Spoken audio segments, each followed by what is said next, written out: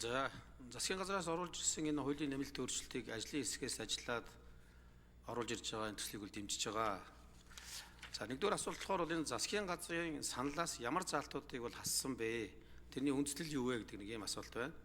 За хоёрдугаарт болохоор бол энэхүү нэмэлт өөрчлөлтөөр яг процессын хувьд цаг хугацааны болоод үйл ажиллагааны дистралийн хувьд хүний эрхийг сайжруулсан яг ямар ахиц дэвшил гарч байгаа юм бэ гэдэг асуулт байгаа юм.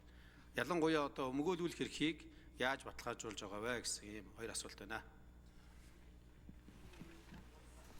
За ажлын хэсгийн дарга сайн зэрэг гүшүүн хариулт өгье. За Соронзон болдог шүүний асуултанд хариулъя. Маш тодорхой хоёр асуулаа. За бидэд зүгээр хассан заалтуудыг би зүгээр нэгдүгээрт энэ захимжилттай холбоотой энэ асуудлыг бол энэ удаад хасъя гэдэг зүйлийг бид нэр оруулж ирж байгаа. Тэгэхдээ энэ хасж байгаа нь захимжилтыг дэмжихгүй байгаа даа биш юм. Энэ хууль зүйн бол хууль сахиулах салбар болон шүүх мэдлийн байгууллагадаг захимжилтын дундын мэдээллийн сан хэн авч явах юм бэ? Энд үүсэж байгаа датануудын аюулгүй байдал цаашдаа ашиглах байдлыг хэрхэн яаж зохион байгуулах юм бэ? Хатуу зөөлөн дид үтцийн асуудлыг хөрөнгө оруулалтыг хэрхэн яаж шийдэх юм бэ гэдэг зүйлүүд нэлээд одоо бас суур хууль гаргах зайлшгүй шаардлагатай байна. Ингэж чадвал бид нар эрүүгийн хэрэг дээр зөвхөн хэрэг гиншилт ажиллагааг захимжуулж хавц зэргийг захимжуулахаас гадна цаашдаа иргэн захиргаагаа бас ялгаагүй захимжуулах нэгдсэн нэг юм платформ уялдаатай явах юм зүйтэй юм байна. Хөрөнгө оруулалтуудыг бас талд ингэж үргүү ашиглаж болохгүй байна гэдэг үгнээс бид нар энэ захимжилтыг хасж байгаа. За тухайн үедээ бол би бол хууль зүйн дотоод хэргийн сайд алтан гэрэлтэй энэ саналыг бол ойлголцож өвшөлтсөн. Ингээд хууль сахиулах шүүх эрх мэдлийг дэмжих захимжилтыг дэмжих ерөнхий хуулиа бид нар эхлээд намрын чуулганд оруулж ирээд уг асуудлаа суурьаар шийдчихье гэдэг зүйл нэгдүгээрт байж байгаа. За хоёрдугаарт одоо хасж байгаа тэр заалтыг сая энэхүү иргэн шүүн хүндчил байна л да.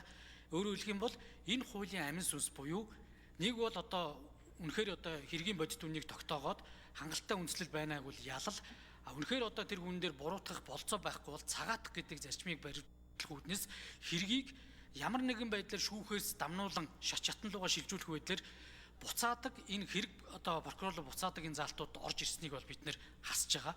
Өөрөөр хэлэх юм бол энд хүний эрхийг одоо хангах томоохон алхмууд явах ёстой гэж бид үзсэн. За хоёрдугаарт өмгөөлүүлэх эрхийг одоо хангах чиглэлд энэ хуулийн бас амин сүнс орж ирсэн билээ. Алтан гэр сайдын бас барьсан бодлого энэ байсан байна лээ. Ерөнхий хуулийн хувьд. Тэгээ бид нар бол одоо жишээ нь өмгөөлөх эрх буюу мэтгэлцэх бүрэн болцоог олох өдөр хавц зэрэгтэйгээ танилцах хугацааг бас хөндөж орж ирсэн. Тэгэхдээ энийг бол бас эцсийн хэлцүүлэг дээр инквайри гишүүн Цогтбаатар даргыг өгсөн чиглэлийн дагуу бас нэг тодруулж авч үзнэ. За хоёрдугаарт энэ шүүхийн шатанд бас тодорхой хэмжээний нотлох баримтуудыг гаргаж өгөх асуудлыг энэ хууль заасан процессын дагуу өмгөөлөх талаас буюу гаргаж өгдөг энэ болцоог бас нээж өгч байна. За эргээд энэ шүүхийн өртсөн хэлцүүлэг дээр бас бодиттой энэ хэргийг цаашдаа гимбрүүгийн уралуу орох үүднээс асуудлуудаа бас шийдвэрлэх энэ гарц гаргалгаанууд бас нэлээд сайтар орж ирж байгаа. Гэх зэрэгээрээ энэ өмгөөлүүлэх эрхийг бас хангах энэ чиглэлдээ бас одоо нэлээдгүй өөрчлөлтүүд орж ирж байгаа. Хоёрдугаарт бас манай өмгөөлөгчдийн холбооноос бас энэ хэд хэдэн өмгөөлөгч оролцвол нэгэн заавал төлөөж ярина гэдэг ийм заалтууд орсон. Энэ бол бас өмгөөлөх эрхийг нэлээд ордуулах ийм нөхцөл байдалтай байсныг бас энэ хуулийн төслөөс бас хасж байгаа гэдэг зүйлийг бас хэлье. За сонгобайн замираа гүшүүн асуулт асууя. Баярлалаа.